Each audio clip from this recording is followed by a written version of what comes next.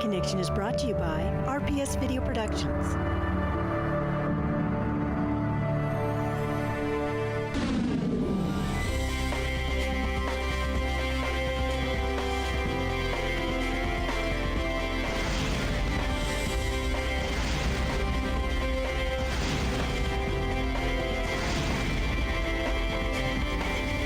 Welcome to this month's edition of the Valley Connection, where we bring you local information of what's happening in the San Jacinto Valley and throughout the Inland Empire. I'm Nancy Lopez. And I'm Cesaria Hernandez. Thank you for joining us. We have a great show for you this month, and I can't wait to share it with you. You know, Nancy, I had the chance to visit with the Diamond Valley Arts Center here in San Jacinto, and we experienced some very unusual art. Sounds interesting, Cesaria. And I had the opportunity to speak with Linda Razik. She is the Executive Director for T.H.E. Center, which is a therapeutic riding center which provides horseback riding for children and adults with disabilities. They provide over 1,200 class hours for people with disabilities per year. And we're going to learn more about this fantastic nonprofit organization. And if you like the mountains, hiking, or just Mother Nature, you have to stop by the Idyllwild Nature Center, just outside the village of Idyllwild. I had the chance to do that and a whole lot more up there. Speaking of Idyllwild, last month we shared with you Jazz in the Pines, and this month we had a chance to speak with some people about a new project where some of the proceeds of this year's Jazz Festival are helping to support a new performing arts center. So stay with us and experience a little bit of the Inland Empire through the Valley Connection.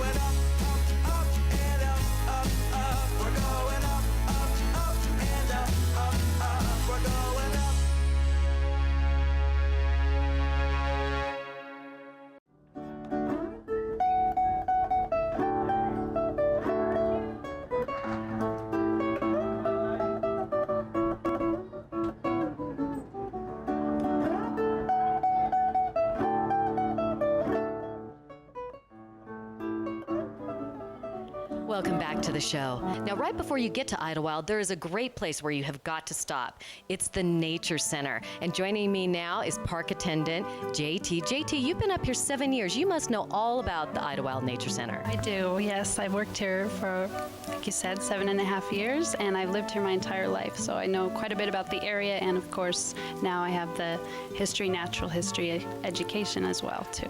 Well, tell me, what are some of the activities that take place here?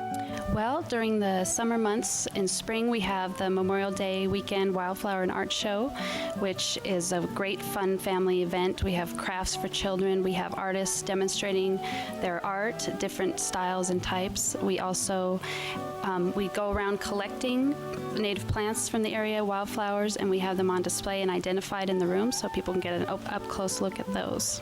Wow, and I understand that you have year-round hiking trails available up here. Yes, we have over 5.5 miles of hiking trails going from easy to a little more strenuous couple-hour hikes. Wow, and they can pick up maps here at the Idyllwild Nature Center to do those? Yes, we have maps here. We have an easy half-a-mile trail, which has a self-guide that comes with it. And so that's a lot of fun, too, because you get to learn about the different things on the trail as you're walking. Now, I know that Idyllwild is the land of the Cahuilla. Can you tell us just a little bit more about many of the artifacts that you have here from that tribe? Yes, we have examples of the petroglyphs and pictographs, which were painted on rocks or carved into rocks, which we do have examples here in town of that were actually done. Over here we have storage baskets, we have the grinding tools, the Cahuilla quiche, which would have been the type of home they would have had, the basket making, examples of clothing, Indian arrowheads, we have different instruments, carrying nets, shoes, all kinds of different things they would have made and used from this area. Well, now then tell me, what are your hours of operation? We're open Tuesday through Sunday from 9 to 4:30, year-round.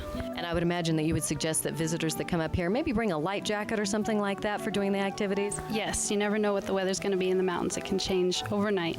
Now, I know up here for visitors you have a lot of interactive tools, such as the one that's sitting right over there by the Cahuilla display. Right, that's an interactive touch screen. It's a new display we have, and we've had the opportunity to interview Alvino Siva, Daniel McCarthy with the U.S. Forest Service, and Donna Largo. Alvino Siva is a Cahuilla elder, and he does bird singing, traditional bird singing. Donna Largo was a Cahuilla basket maker, and they both had just passed, so we were very fortunate to get these interviews with them and happy that they allowed us to do that. Tell me just a little bit about the tours that you offer. We offer a variety of school and scout programs, senior tours, private family tours, and birthday parties as well. Wonderful. Folks, if you have not been up here, you have got to come the next time that you visit Idyllwild. You will learn everything from information about raccoons on to rattlesnakes. Lots and lots of fun for your entire family. We're going to be right back with more of the Valley Connection right after this.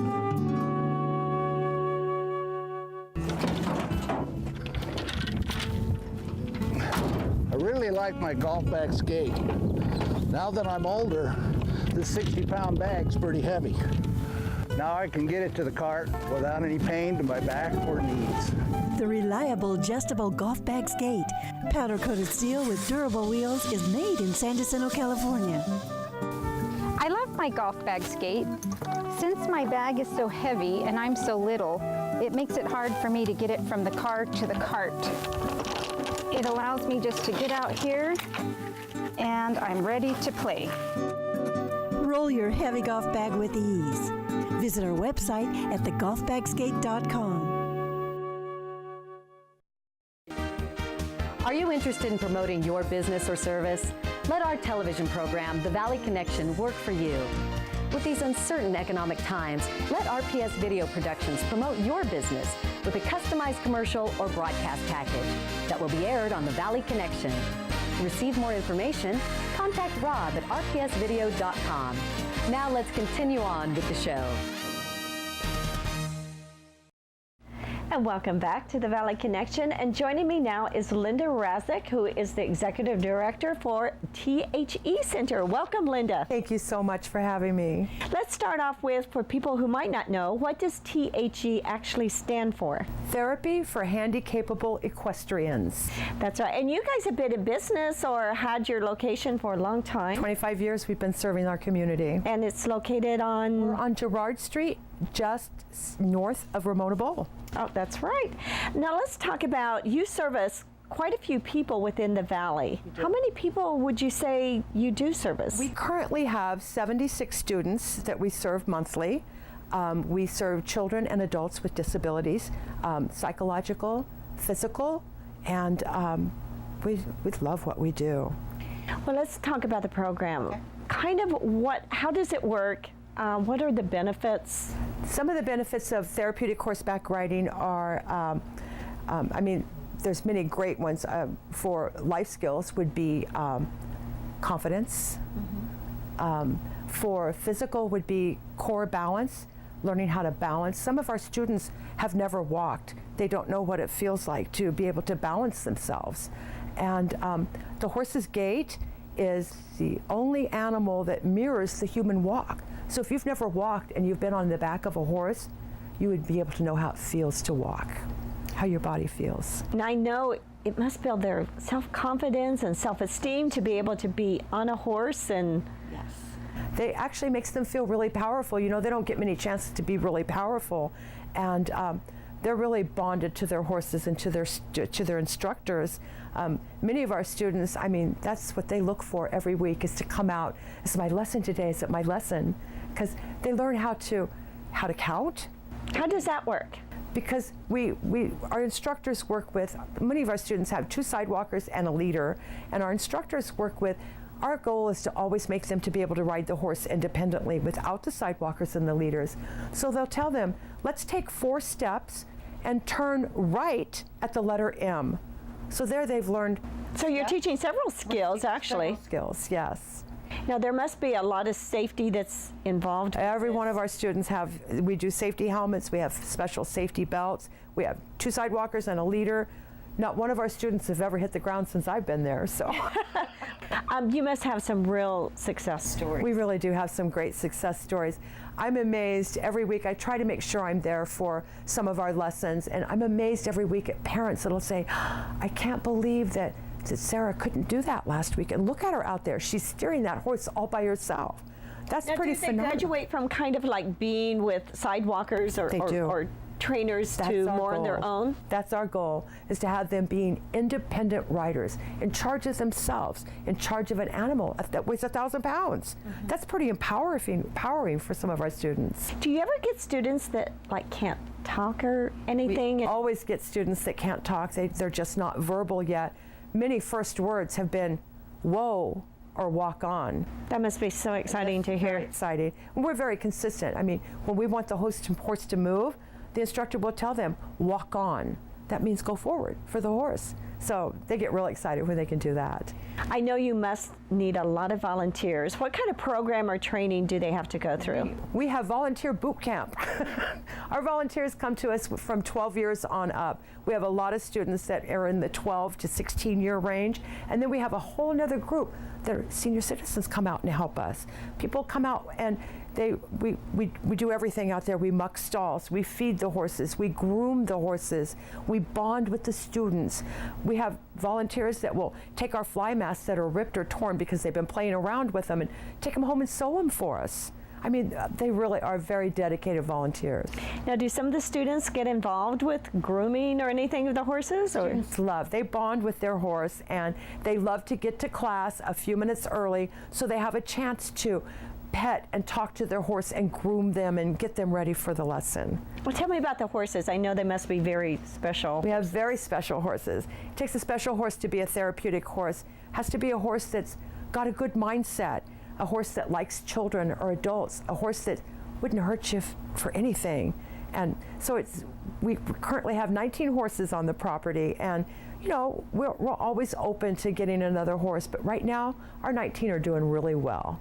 Well, it sounds like such a great program, and just to see the smiles on these kids' faces, it's exciting. Must be so rewarding. What a great program you have, Linda. Thank you. Thank you so much for being with us. I wish we had more time to spend, but I can't praise you and your board enough for all the great work you do for all these children and adults in our community. Thank you so much. I have a very dedicated board of directors. Yes, you do. Thank you, Linda, for being with us. Thank you. We'll be right back with more of the Valley Connection right after this.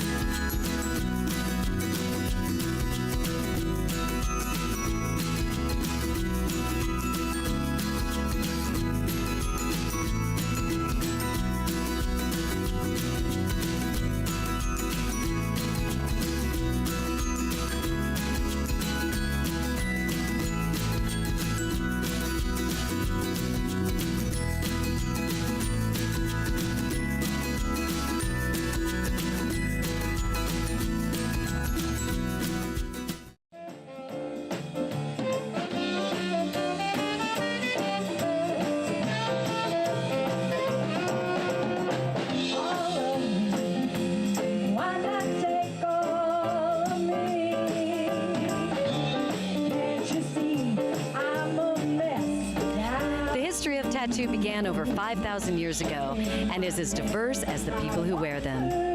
The first documented professional tattoo artist in the USA was Martin Hildebrand, a German immigrant who arrived in Boston, Massachusetts in 1846.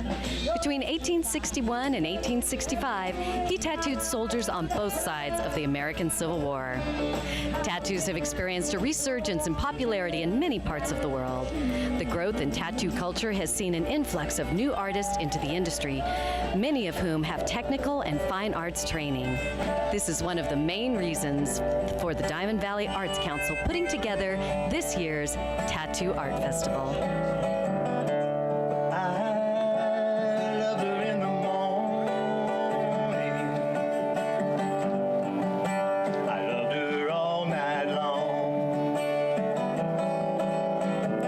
I'm here with Elena Kearns, treasurer of Diamond Valley Arts Council. And Elena, can you tell me just a little bit about what DVAC does? Diamond Valley Arts Council is an umbrella organization bringing different kinds of arts to this valley, and it's visual arts, it's painting, it's sculpturing, it's all sorts of things. It's dance, all kinds of music. We get the children involved. There are wonderful programs for children. There's violin lessons. It's just a wonderful organization. And every third Sunday we have jazz night here at Diamond Valley Arts Council, and we bring in some wonderful entertainment. And it's a third Sunday of every month, and that includes food and wine, and we have a wonderful time. Yes, I've been out here for the third Sundays, and they are so much fun. You're going to want to get out here and enjoy those.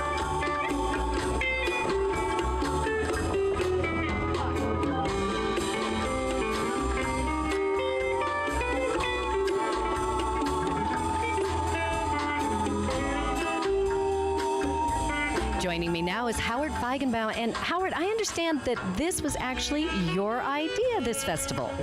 Well, I guess in part it's also because I'm on the board of the Diamond Valley Arts Council, and we wanted to reach out to the community, to people we weren't really serving quite as well. And this is an effort to do that. We have had a lot of events for the last 10 years that are what you might call classic events. We have jazz, we have classical music, we have art, the visual arts, we have plays, and but yet there are people who don't know that we're here and that we're here for everybody. So this event is meant to branch out, and we're getting a very good reaction from the community. We're very pleased about that. Well, thank you, Howard. This has been a great event. Now we're going to go and look at some of the beautiful tattoo art that they have on display here.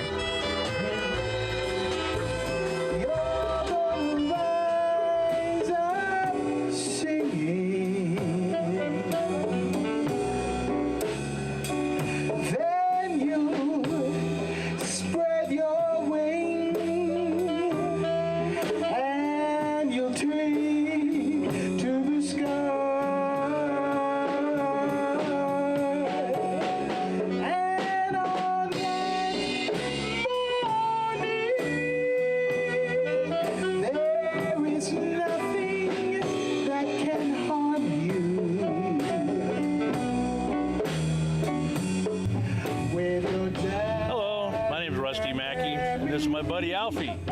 We're just a couple of crazy car nuts. We just drive around the valley. We build or restore our cars, and we have a lot of fun with them. Or I've seen at car shows where they're trailer queens. They trailer them. I don't like trailer queens. They need to drive them. That's why you build them. That's why you own them, is drive them.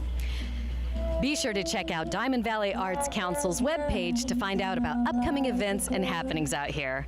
We're going to be right back with more of the Valley Connection right after this. My conscience of a crow.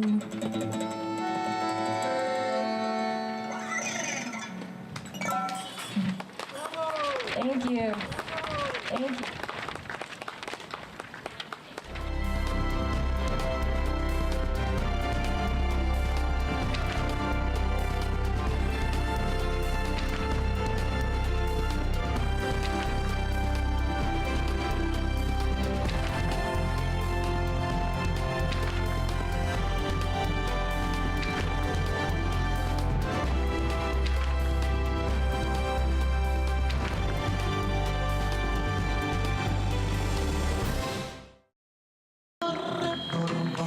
here celebrating the 21st anniversary of Jazz in the Pines, located in beautiful Idyllwild, California, where every year they bring together some very talented musicians and artists.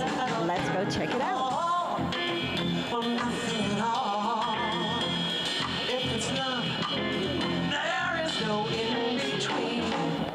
I am with Jeff Hawker, who is the publicist for Jazz in the Pines, and welcome, Jeff.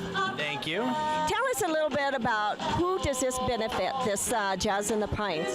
Well, this is the 21st year for Idyllwild Jazz in the Pines, and the Associates of Idyllwild Arts Foundation is a separate 501c3 from the Academy.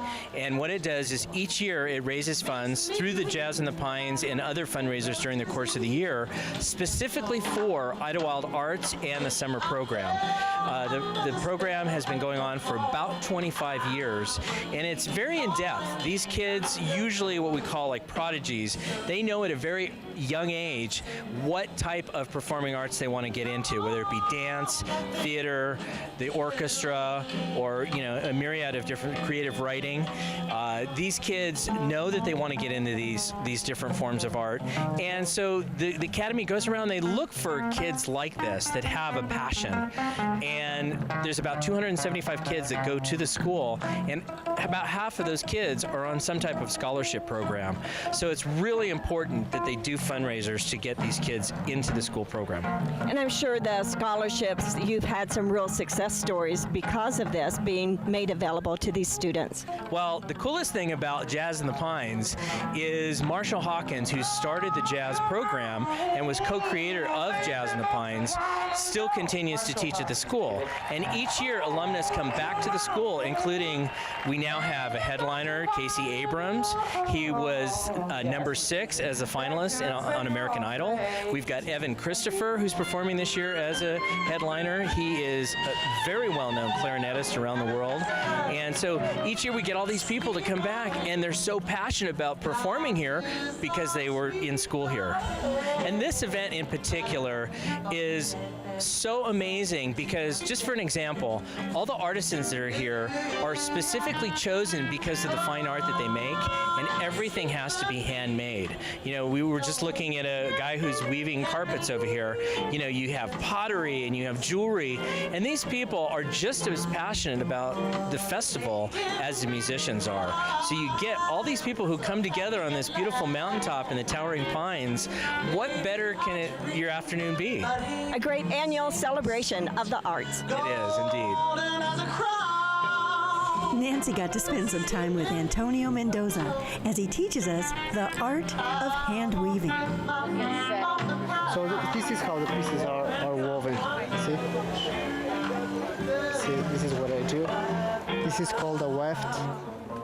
So it goes through the warp. And I make an arch. What the arch does is makes the piece straight. The savages, what they call it, the savages. So if I pull this very strong, see the edges will go like crooked. So you have to be very relaxed. So it has to be kind of loose before you... Loose, very relaxed, and then there you go. Some weavers use like a ratchet to keep it straight, but in this case, when you are relaxed, comfortable, you don't need no ratchet. Everything is there. See, the piece will be straight. So. Did you come up with your loom? With your loom? This is a loom I built myself. This is a loom. This is about 6 years old, but the oldest loom I have, it's from the 1800, from the 1889, from my great grandfather. So which I use for the pieces that are 2.5 by 5. Like the long runner right there, or the turtle. That was woven on a loom from the 1800s. So you're 4th generation, did you say? 5th generation. 5th generation? 5th generation, yeah. So all of your dyes are actually come from natural plants. Yes, the traditional dyeing method that goes back thousands of years. I use to dye my yarns. All beautiful, great designs. Antonio, you're a master. Thank you so much.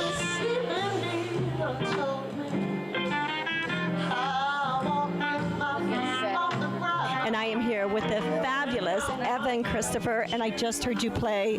Fabulous job, just awesome. What got you started in the clarinet years ago? say when I was, we weren't able to pick an instrument to be in a school band until about the 7th grade. And I was young for my grade and small for my age, so the clarinet seemed like a good instrument. But I also liked the sound of it. And then you went to Isamata, what is the pre to Idyllwild School of the Arts, and how was that for you? Right before it was the Idyllwild Academy, it was the Isamata, Idyllwild School of Music and the Arts. It was my senior year in high school. I had been to the summer program for a jazz camp, and during that jazz camp, I was auditioned and invited to be a part of the year-round academy, and it seemed like a great way to finish my high school years. So I was a gift, really. It was a gift to be, for the first time in my life, actually taking formal music lessons on the clarinet. It was a gift to have met Marshall Hawkins. It was a gift to be in an environment where I was around people my age that were pursuing artistry. What's been one of the highlights, would you say, of your career so far? Highlights. Wow, that's a tricky one. Even just the week before I came here, I had my group at the Oslo Jazz Festival, and before that the St. Proms in the UK, and before that the Marciac Jazz Festival. So traveling around a lot the international travels are probably still the most exciting thing for me. Being here this year in particular was my way of saying thank you to not only Marshall, but the great Daniel Jackson, who I met through Marshall, and many other mentors, people here like Harry Pickens, Eve Evans, people who have been watching me come up in music for the last 2 decades. That's been very special to, in a way, be able to come full circle and say,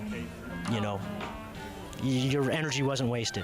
And also to the Academy for just starting me on this path to Idyllwild. And I've had a relationship with Idyllwild since I was a child, actually, when we moved my grandfather from Chicago in the 70s. So it's been primarily the most important thing has been my ability to come back, with some degree of success and say thank you.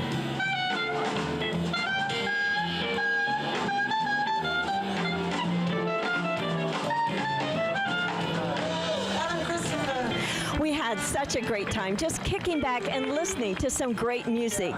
This is a weekend-long must event. You have to come to Jazz in the Pines.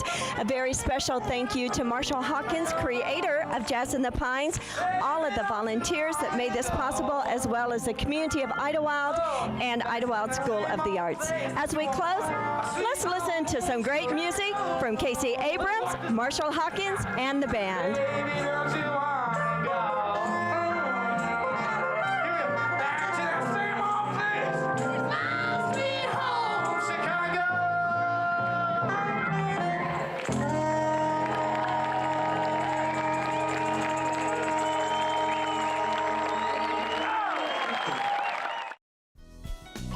Welcome back as we close. And Nancy, there's always so much going on here in the Inland Empire.